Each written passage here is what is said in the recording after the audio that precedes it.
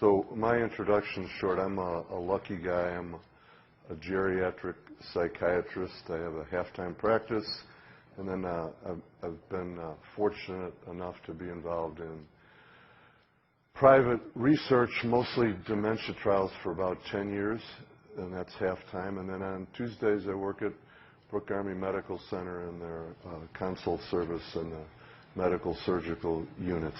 So I'm a lucky guy. But on to the topic. This is tricky. I was given this assignment some months ago, and the request was, could I do a presentation on hoarding? And of course, when I went home that day and my wife and I were talking about the day, she said, so what is it that they want you to talk about? And I said, hoarding. And she said, oh, well, why don't you just have them come look at your desk, or maybe the garage, or the back of your car. So I guess my wife has my number to a degree. This past weekend, we were lucky enough to be out in Palo Alto, California, which we were told is one of the most affluent and wealthiest cities in the country. And coming down this very fashionable avenue was an elderly man, quite disheveled, quite unkempt, layered in clothes, pushing a shopping cart that was just overflowing is an understatement. It was just past capacity, filled with plastic shopping bags. And, you know, it was just such a startling contrast to this very affluent, wealthy place. And, of course, the thought was, why is this poor soul collecting these plastic bags to this enormous extent? My hunch is everybody has been touched by this condition. It's not a diagnosis as yet. And of course, you know, it's shades of gray, isn't it? The expression, one man's trash is another man's treasure. I know many people who collect things. At what point does collecting things become hoarding things? So all sorts of questions here. I think probably at the end of this we'll be left with more questions than answers, but that's always a good thing. So, very long introduction. This was quite a learning curve for me. I tried to do my diligent homework, and a little confession here, it's also been a little bit of a therapeutic thing for me too, and I'll talk about that at the very end. So if we could just advance to the first slide, please. It's simply entitled Hoarding, and there's a subtitle, The Diogenes Syndrome. And I'll get to that interesting name in just a wee bit. But let's start with a dramatic headline from a British newspaper a couple of years ago. And, you know, here's one sentence, but it speaks volumes, doesn't it? Loner dies buried under self-made trash tunnels. So here's a very unfortunate end to a very isolated individual whose residence or home is so trash-laden that to get from point A to point B, he has to create tunnels, and ultimately they crush him. I mean, it's almost incomprehensible, isn't it? Almost incomprehensible. Well, here's some small examples. Now, when I first saw this picture, the part of me that loves food said, golly, this is well stocked. But maybe one might say it's extremely well stocked. And my hunch is if we looked at dates of expiration here, or gave it the sniff test, we'd probably get dramatic new information. Now this, you know, somebody just asked me a minute ago, is that a real picture? It is. Although I actually find it to probably not be consistent with what we're going to talk about, because while there's certainly a lot of cats in a room, it's extremely neat, isn't it? It's beautifully neat. In fact, how did it get so neat? Now we're kind of moving into heavy-duty hoarding, of which one component, there are 5 components, is domestic squalor. Of course, one just glances at this picture and asks the question, where does someone use the restroom? And this one, we won't linger here because this is before lunch, but another component of Diogenes Syndrome, besides domestic squalor, is extreme self-neglect. And what's the expression? Picture's worth 1,000 words. And then we'll kind of close out here our little video jaunt.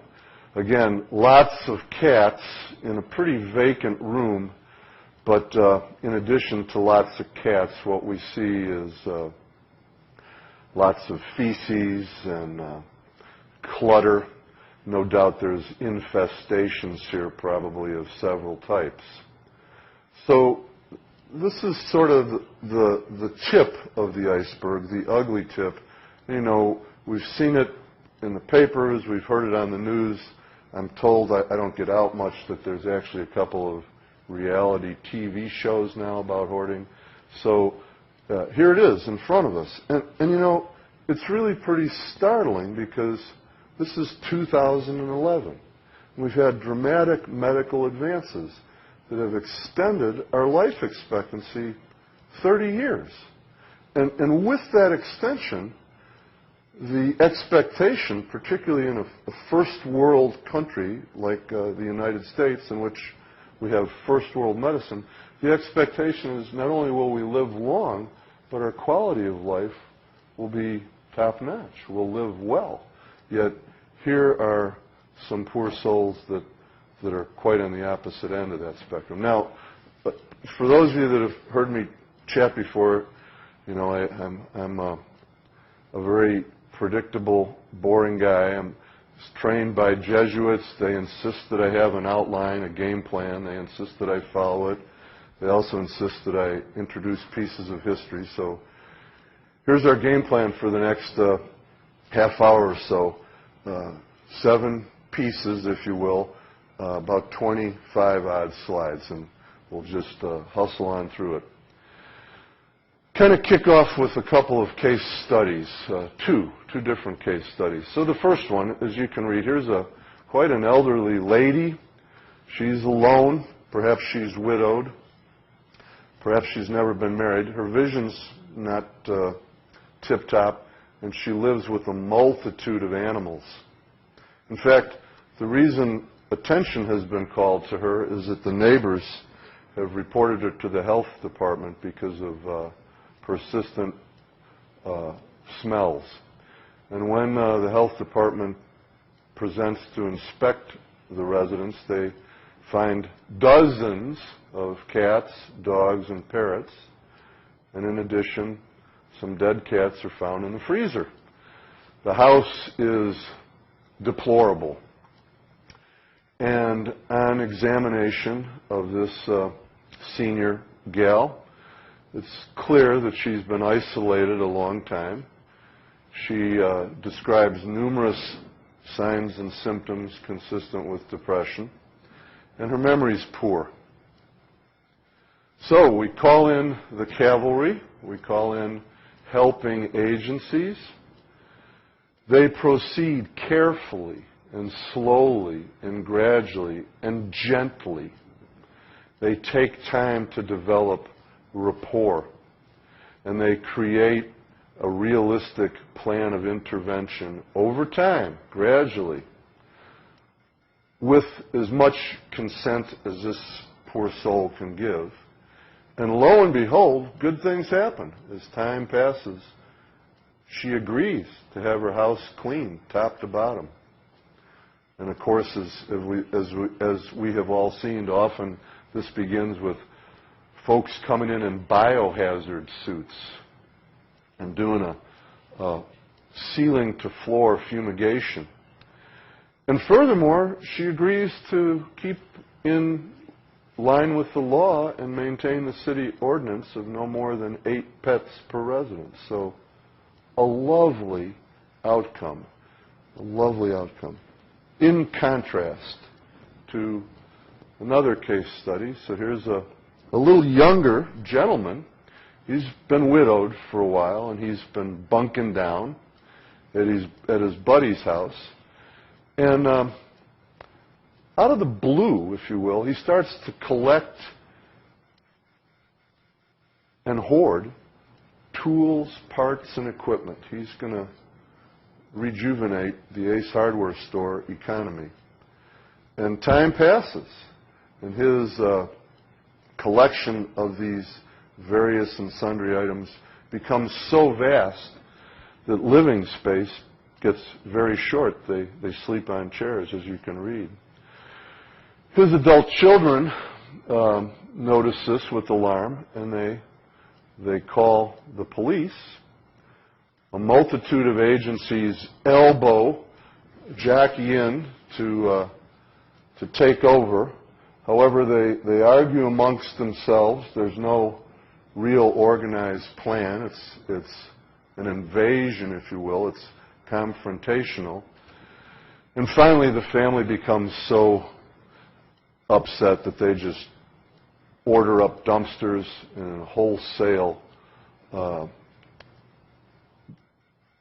discard all of this gentleman's items. And shortly thereafter, he explodes.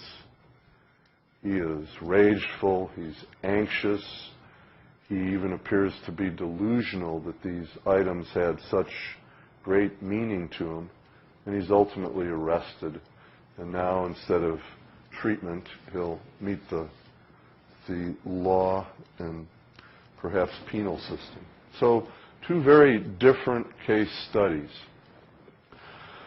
So, the Jesuits insist that before you talk about a condition, you have to define it. So, there it is, hoarding. I've got a couple of places to highlight. It's the excessive collection. Now, at what point do we define excessive? Again, I think it's in the eye of the beholder. The excessive collection and retention of things or animals. And then here's the key piece. This is where the disease state sets in. Until this collection interferes with day-to-day function, be it at home, be it with family, be it occupationally, be it with friends, social life. And then, of course, as we got a hint from those dramatic pictures, as time passes, hoarding becomes a safety and health issue both publicly and privately, in contrast to collecting. So, as I was creating this, for some random reason, I had the thought about Imelda Marcos. Do we remember Imelda Marcos? I think she was famous for having 10,000 pairs of shoes. But that was her collection. And I believe there are photos of it. It was organized in closets that were the size of houses. I think perhaps this vast collection of shoes was a symbol of her power and authority. Others could admire it. So did Imelda Marcos hoard shoes, or did she collect shoes? I'll let you all decide. But let's take the microscope down one more notch. And I'd mentioned at the very beginning hoarding, but what we're truly going to be talking about is a specific syndrome, and it's got a curious title, the Diogenes Syndrome. Now, when I first saw this, I thought, Diogenes, wasn't that the Greek guy who held a lantern and he was looking for truth, looking for an honest man? And in fact, Diogenes is known for that. So what the heck does this have to do with hoarding and the elderly? Well, as of 2011, this is a recognized syndrome. It's not yet a diagnosis. It's got 5 specific components, and there they are. So it's a behavioral disorder, clearly. It's a problem with behavior. Of the elderly, typically 60 and above, although there are some middle-aged folks, it's rare that manifest this. And there are the 5 components. Number 1, extreme neglect of self. Number 2, domestic squalor. I just love to say that word for some reason. Number 3, social withdrawal / refusal of help. Leave me alone. Number 4, an utter disregard of concern, which to the casual observer is an appalling situation. To the patient with Diogenes Syndrome, they're indifferent. Nothing wrong here. And then the last one, if nothing else, what you'll get today is a new word that you can throw out at the next cocktail party. The 5th component is solagomania, which is a tendency to hoard rubbish excessively. To hoard rubbish excessively. Now, Diogenes Syndrome has some other monikers. If you look in the geriatric health literature, you'll sometimes see it described as senile breakdown or social breakdown, senile squalor syndrome, or the one that I like, because I'm a simple guy, is messy house syndrome, although I think that's a grave underestimate. So there's our 5 components. Extreme self-neglect, domestic squalor, social withdrawal, lack of concern, indifference, and hoarding rubbish. So I want you to put your thinking cap on and think about psychiatric illnesses that you've heard of or that you know of, and where these behaviors are evident. And as you think about this, probably some of these psychiatric diagnoses will come to mind because they contain components of these 5 pieces that make up Diogenes Syndrome. For example, depression. So when patients are sorely depressed, they have low energy, low interest, they don't take care of themselves, they don't groom themselves as well as they usually did. They're kind of indifferent to what goes on around them. Dementia, folks with severe dementia, they lack the judgment, to make the right decisions. As the dementia progresses, their grooming often deteriorates because they forget how to groom, if you will. They require a lot of assistance. There's a subtype of dementia, frontal lobe dementia. This presents initially not with memory loss, but with behavior changes, personality changes, dramatic changes in personality, loss of initiative, dramatic manifestations of poor judgment. People with frontal lobe syndrome behave in public in dramatically different ways than they did before this illness struck them. Substance abusers, well, when folks are deep into an addiction, they just live to use. They live to drug, and often domestic squalor is appalling. Now, most people, when we talk about hoarding, they immediately lock into obsessive-compulsive disorder. But what do we know about OCD? Well, these are folks that have trouble with time, money, and dirt, if you will. They're not generally messy. In fact, they're often exceedingly, excessively organized. Not a thing is out of place. Now, they have compulsive rituals. I mean, by definition, obsessive-compulsive disorder simply means we have obsessions, unwanted, intrusive thoughts that we can't shake. My hands are dirty. I'm contaminated. And these obsessions lead to compulsive behaviors. I can't resist washing my hands over and over and over again. Okay. So I think we think about OCD, but actually if you think about the larger picture, it's rather different from hoarding. But there's that component there in terms of, rituals, if you will. Personality disorder. So one of the pieces here was social withdrawal. Okay. What do we know about folks with these specific, we call them cluster B personality disorders? These are folks who lifelong would really prefer not to be around people. Okay? Paranoid psychosis. So if I'm concerned that someone is going to harm me or hurt me or do me wrong, perhaps, again, I'll be withdrawn, and I'll certainly refuse any help because maybe they're actually trying to get the inside track on me and harm me. Okay? Delusional disorder. So a delusion is simply a false, firm, fixed belief. And when we look at folks with Diogenes syndrome, we say, what are they thinking? You know, is there some delusion here that if they throw away something, that they're throwing away a part of themselves?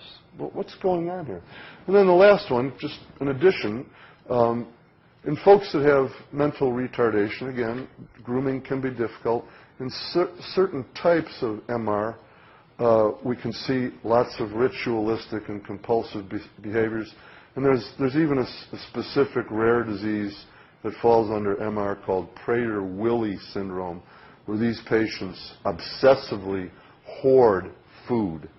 So differential diagnosis in terms of psychiatric symptoms, these diagnoses share some of the components of Diogenes syndrome to varying extents. So there's lots of intersecting diagnostic areas.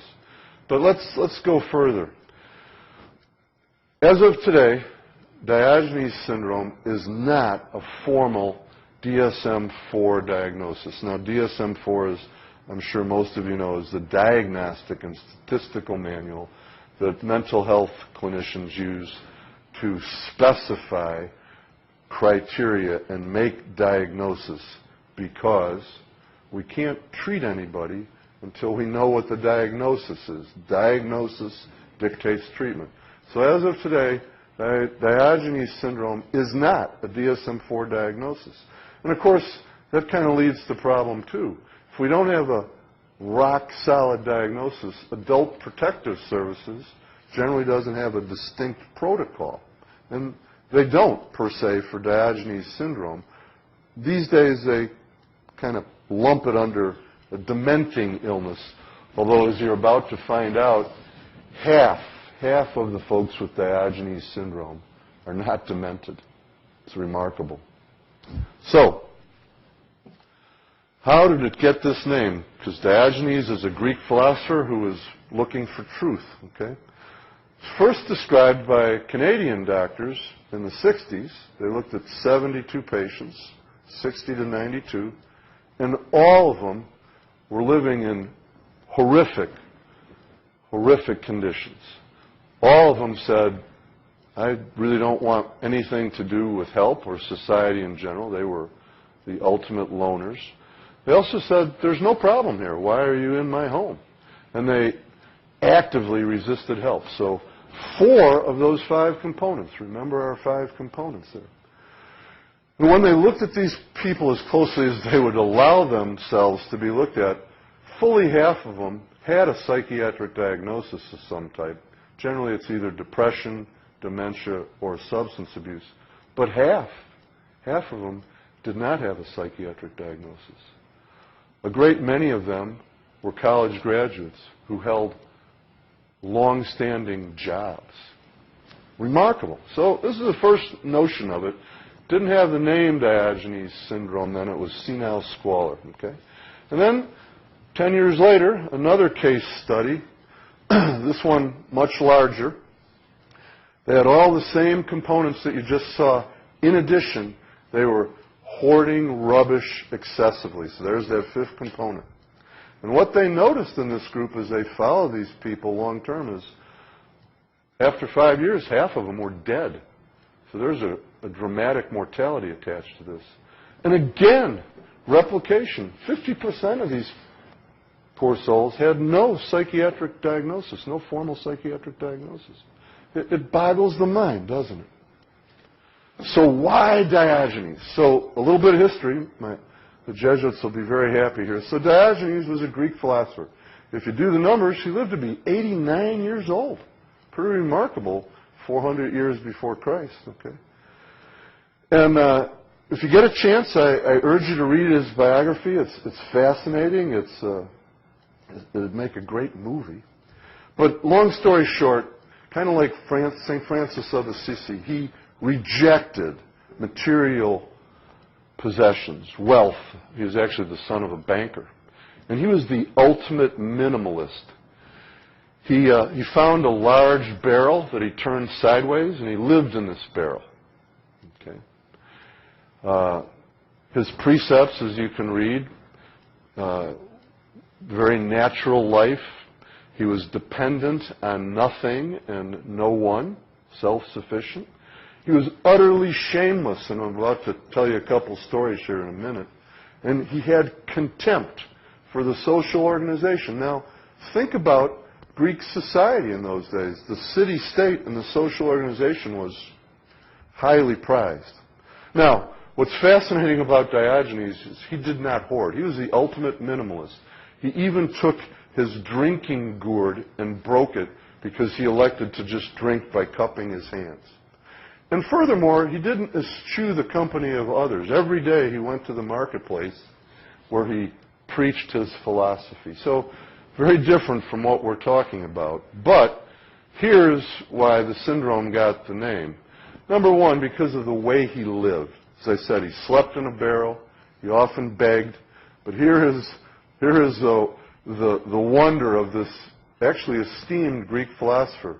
He engaged in very forbidden public habits. He would use the bathroom in public.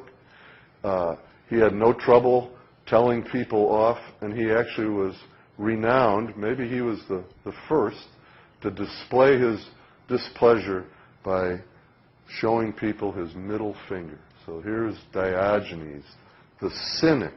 Okay. Now, remarkable story. He was very well known.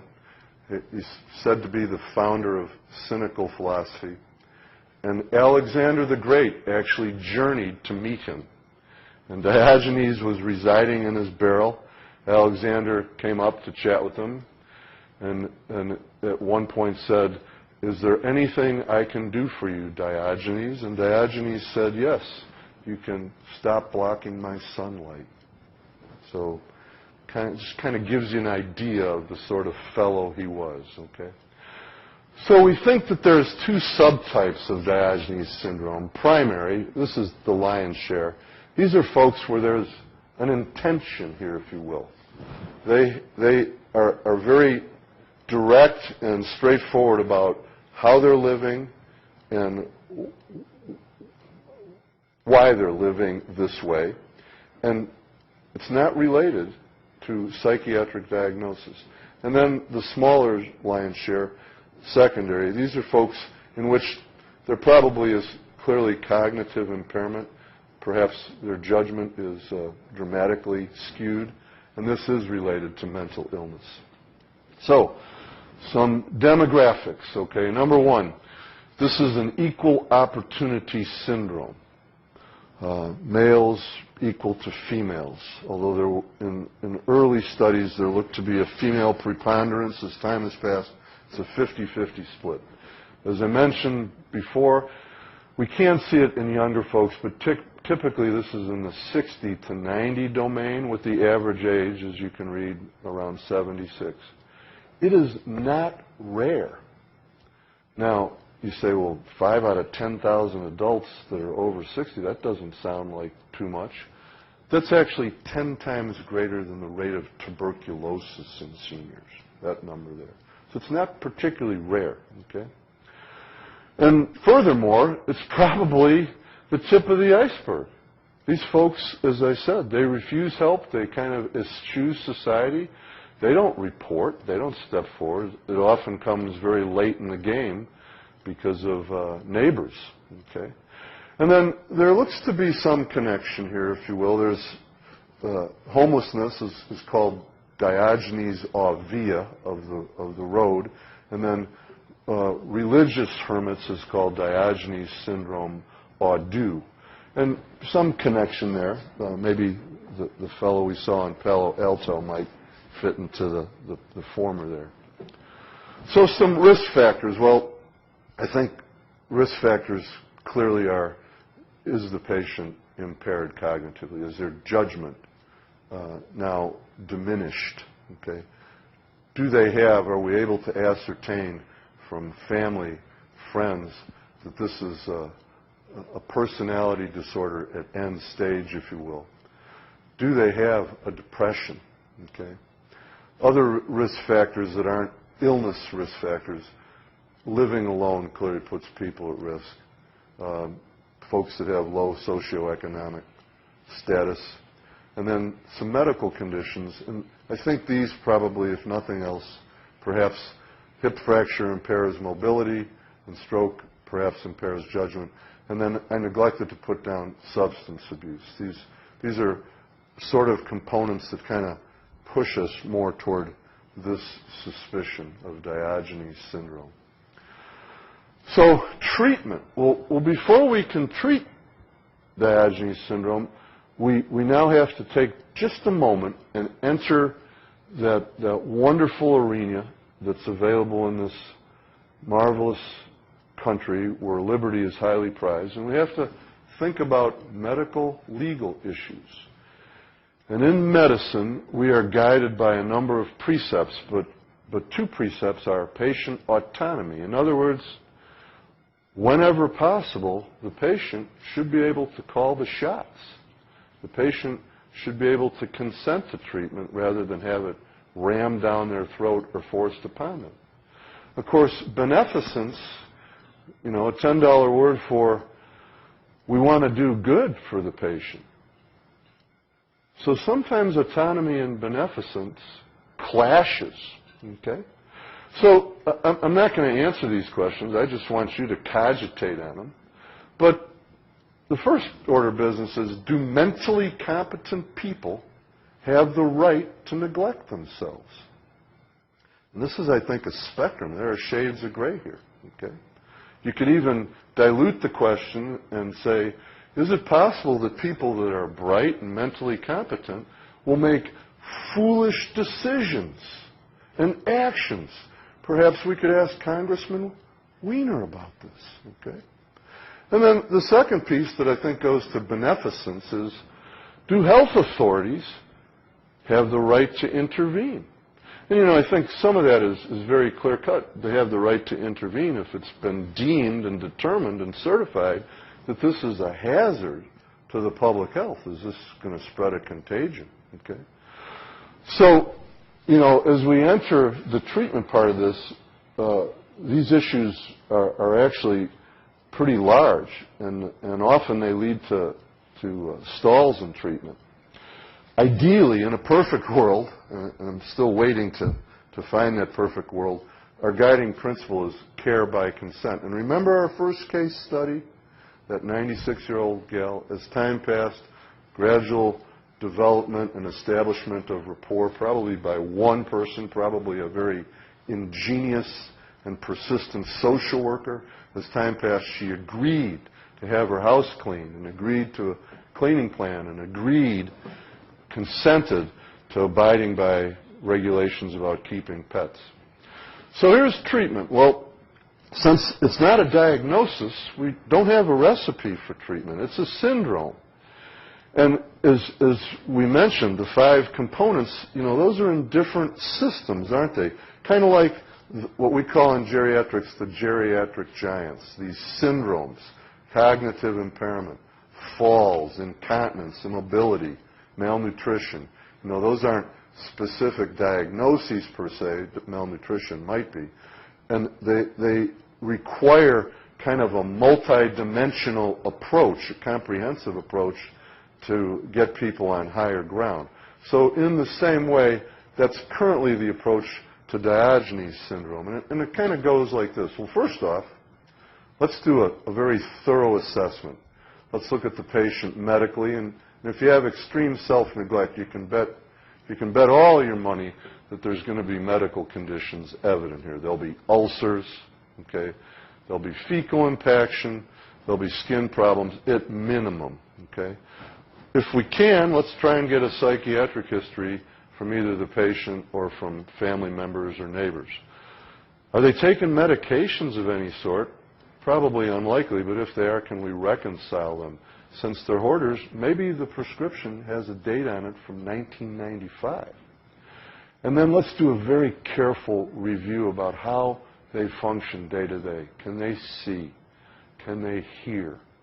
Can they do activities of daily living? Can they dress themselves, toilet themselves, feed themselves, answer a phone, etc.?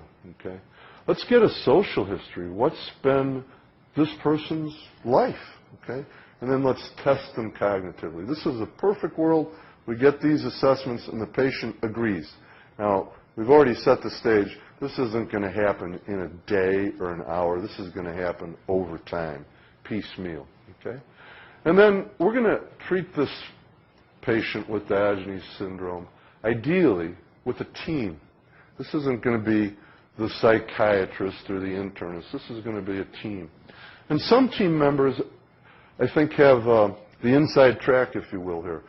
Hopefully, occupational therapy, maybe they can do the cognitive testing. We certainly want to whistle up nutrition and dietary. Social work, maybe they're the quarterback here. Maybe they're the team captain.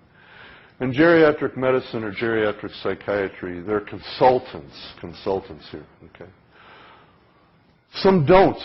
We certainly want to avoid invasion. Remember our second case history? That gentleman was invaded, well-meaning, but it was a clumsy invasion. There was no coordination. And finally, he was invaded actually by his family. And if you invade, these folks in particular, they'll show you who's in charge. Okay? You'll never hear from them again. They're going to lock down the household. They're going to reacquire their rubbish in a logarithmic fashion. And now we've etched in forevermore suspiciousness. And there's no trust. There's no therapeutic relationship. There's some evidence that when patients are involuntarily hospitalized, they do very poorly, double the mortality of age-matched controls. So some evidence that, I think the short answer is, my God, this is awful. Let's just yank this person out of here. Let's put him in the hospital. It's not that simple. So what's a clinician to do? Well, there's a lovely model to our quiet and humble neighbors just north of us, The Canadian model, they've actually studied this Diogenes syndrome very carefully. They have a model, it's called gatekeepers. They train non-traditional referral sources, and you say, who are we talking about here? Mailmen, gas readers, grocery deliverers, bank tellers, the mom and pop pharmacists.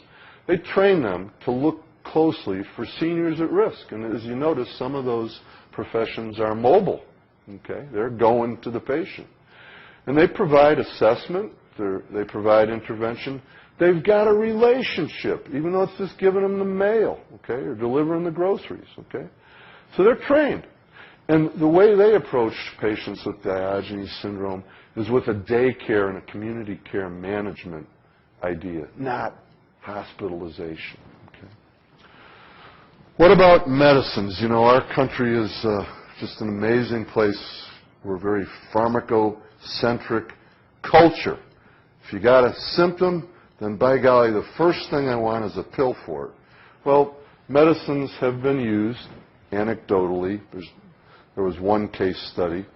So SSRIs, these are the well-known antidepressants, the selective serotonin reuptake inhibitors. Trials of Paxil, trials of Luvox, primarily to try and dampen the hoarding, dampen the compulsive hoarding. It's pretty underwhelming, okay? And sometimes trials of antipsychotics, particularly when these patients are very paranoid and delusional. But again, this is not the first, second, or third line of treatment.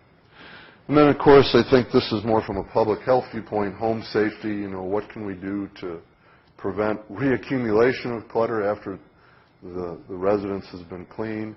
Is there some routine cleaning we can put into place? Again, hopefully with consent of some sort.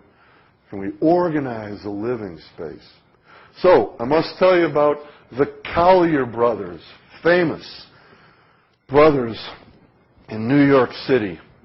In 1947, they were in their 50s. They were notorious recluses that lived on Fifth Avenue in a 3-story apartment building that they'd inherited from their wealthy parents. They had never married. They'd gone to school, and after college, they really rarely went out of their building, only went out at night. And in 1947, someone phoned in an anonymous tip that one of the brothers was dead. So the authorities were summoned. They came to this brownstone, and when they opened the door, they could not get in the house. It took 7 hours to create a pathway. And they found one of the brothers who'd been dead about 10 hours. And they began a frantic search for the other brother. As time passed, they suspected he'd killed his brother, and a manhunt ensued. Nationwide manhunt. This was a sensational issue in 1947. And 10 days later, while they were cleaning this brownstone, they discovered the other brother. He was 10 feet away from his brother who had died. And he also was dead. He was crushed under a trap that he'd made to block out intruders. From their house, they removed 130 tons. Now, let's do the math, okay? I think that's a lot of tons. It's a lot of pounds, okay?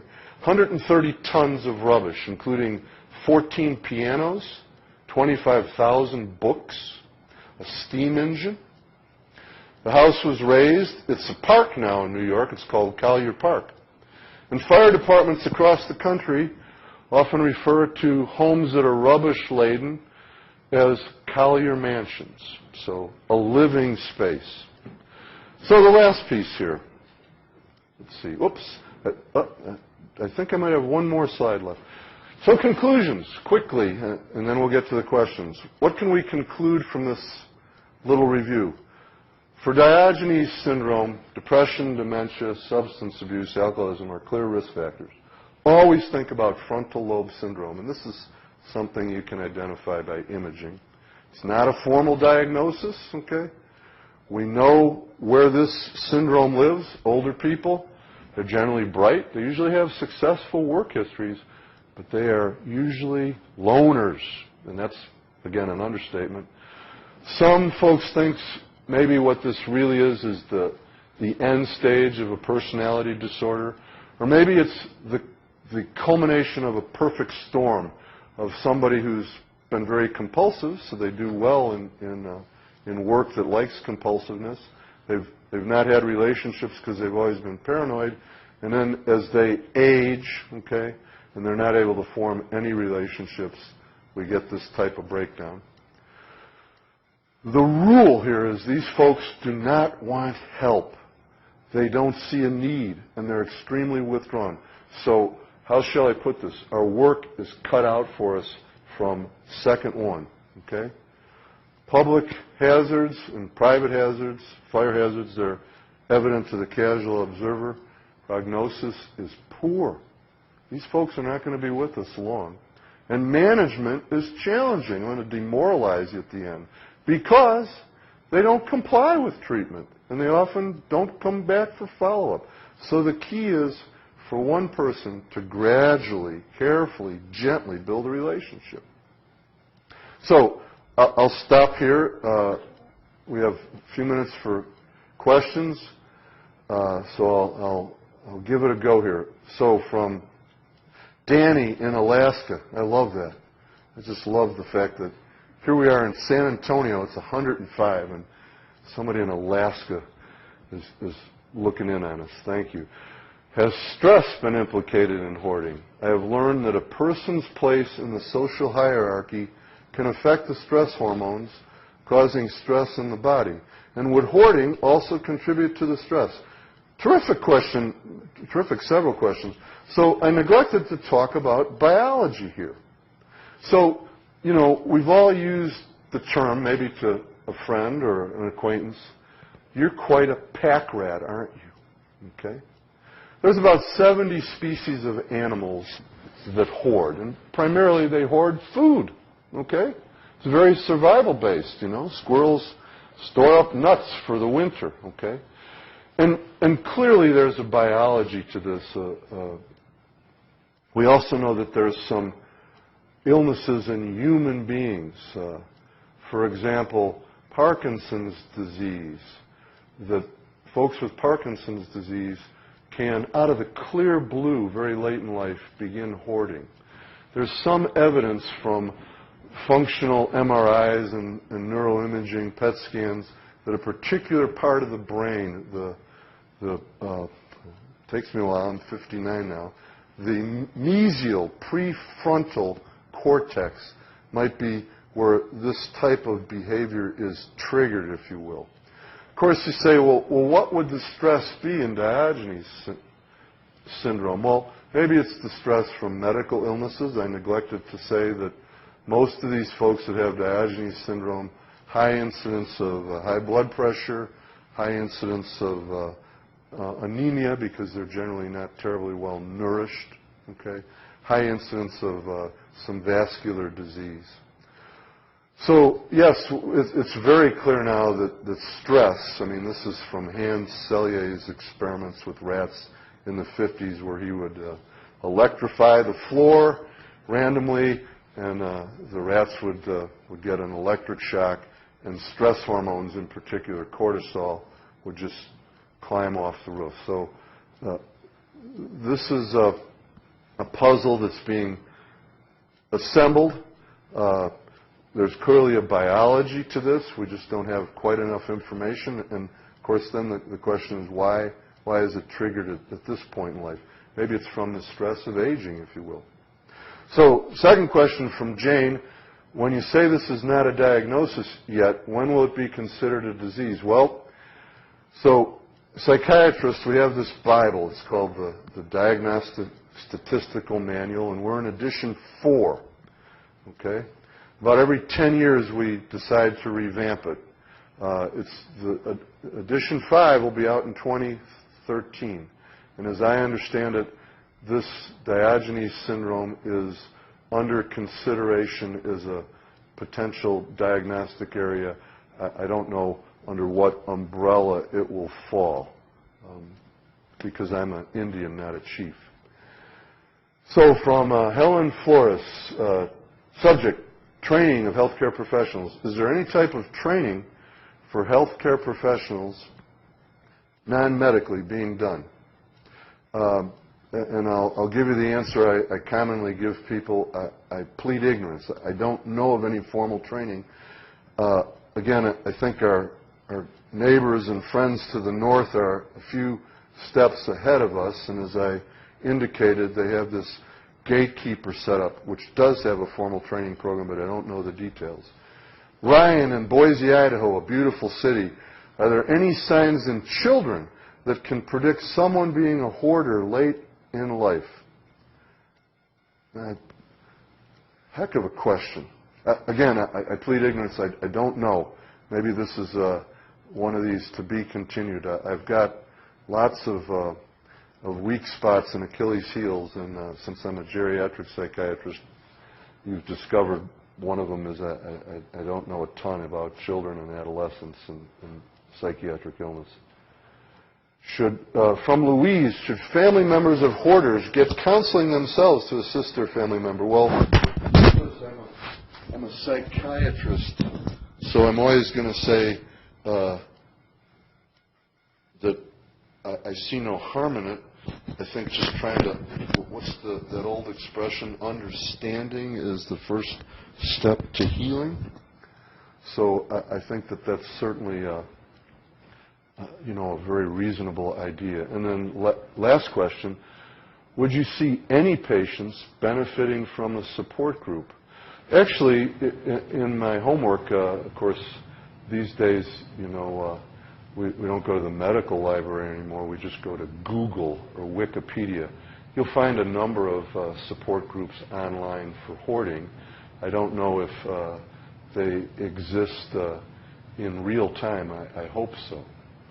So 11:23, and I think we hit the timepiece. Although I can fire one more slide if you got a minute. So let me see if we can advance this to the... There's one more slide buried here. Of course, the question is, why would anybody hoard anything? And, you know, as I mentioned earlier, I'm a hoarder. I hoard books. I love books, okay? My wife has finally purchased me a Kindle, so now I can hoard books ad infinitum, and it's only this big, so she's thrilled. So why do you hoard, okay? Well, first off, I think some simple things. You know, we're human creatures because we perceive the item as valuable. Although think of our guy in Palo Alto. I'm not so sure I conceive of dirty, ripped plastic bags as valuable. Or we perceive of things as a source of security, a memento, an heirloom, okay? If you look in my office, you'll see some stacks of paper, okay? Because I'm a paper guy still. I haven't made the full leap to being electronic, okay? So I don't want to forget or lose items, eh? Now we're kind of getting into the next level. There's a need for some of us to collect things. I don't know if anybody asked Imelda Marcos, why do you have 10,000 pairs of shoes? You can certainly never wear them. And then the fourth one is probably maybe a little more important in this era of confidentiality and privacy, that if we throw something out, then somebody will be able to take our identity. But let's drop it down a notch, okay? Sentimental value. So if I throw something that's sentimental away, even if it's garbage, then I'm actually throwing away a part of me, okay? Decision making. If I discard something, maybe I've made a wrong decision, and I don't want to be wrong, okay? Organizing. Well, I've got an item here, and I want to organize it, but right now the easiest place to do it is just in sight, so I'll just put it on top of the pile. Of course, that'll go on top of it. And, you know, responsibility, okay? I have this item, and I don't want to see it wasted. Okay, maybe I'll use it in the near or distant future. Okay, and then the last one, maybe this is really the heart of the matter, control or perfection. Okay, you know, here's something that I have control over, but if I discard it, it's now in the hands of somebody else. So just food for thought about why, I guess I should just say, why we